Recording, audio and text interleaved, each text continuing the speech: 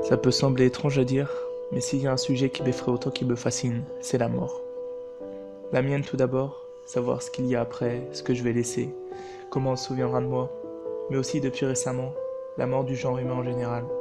Car certains grands esprits de ce monde, comme Stephen Hawking, ont prédit que l'humanité pourrait disparaître dans les 100 ans à venir. C'est ce que les scientifiques appellent la 6e extinction massive, et l'homme en serait la principale cause. Mais si l'homme venait à disparaître, comment évolueraient les choses?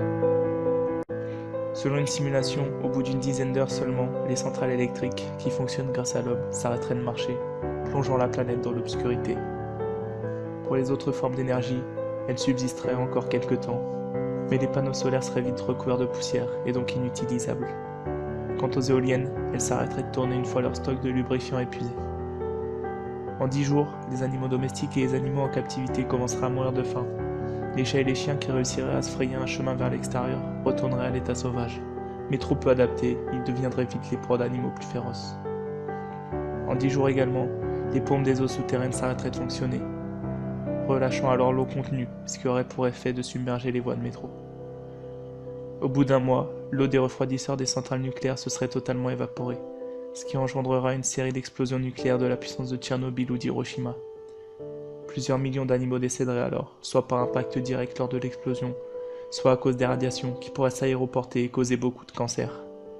Pour ce qui est de la planète, les scientifiques pensent qu'étonnamment, elle se remettra relativement rapidement.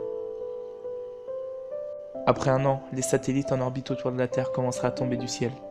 Au bout de 25, la nature aura repris ses droits et la végétation recouvrirait la surface du globe. Les villes situées dans le désert comme Las Vegas ou Dubaï seraient recouvertes de sable, l'air de la planète serait beaucoup plus sain. Au bout de 3 siècles, les constructions métalliques et les buildings s'effondreraient, et on pourrait observer une forte hausse de la multiplication des espèces animales encore en vie. Après 10 000 ans, seules les constructions en pierre subsisteraient de l'avancée passée des civilisations. Après 15 000, tout ce qu'il resterait de notre société moderne, ce seraient les déchets en plastique, et au bout de 30 000, plus rien. En surface, c'est comme si nous n'avions jamais existé. Évidemment, ces constatations laissent à réfléchir. Elles prouvent que sans nous, la planète arriverait bien à vivre toute seule, et même qu'elle vivrait mieux. Car aujourd'hui, la surexploitation des ressources ainsi que la guerre détruisent peu à peu notre monde.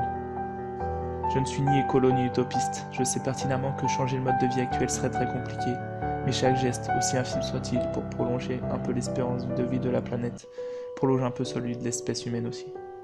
Car on détruit la planète, mais on détruit aussi notre espèce. Je sais aussi que je n'aurai pas un gros impact, mais si au moins cette vidéo pouvait toucher ne serait-ce qu'une dizaine de personnes et les faire réfléchir sur l'état de ce monde, alors ce serait une grande victoire personnelle. En faisant mes recherches, je suis tombé sur des blogs survivalistes, mais aussi sur une théorie, comme quoi la vie ne serait qu'une boucle perpétuelle. L'homme apparaît, vit, se détruit, puis revient, encore et encore. Si elle peut conforter ceux qui croient en la réincarnation, pour moi c'est surtout un prétexte trouvé par ces gens pour continuer de détruire le monde, en se disant qu'on fera mieux une prochaine fois. Mais ouvrons les yeux, chaque vie est unique. Il n'y aura pas de prochaine fois.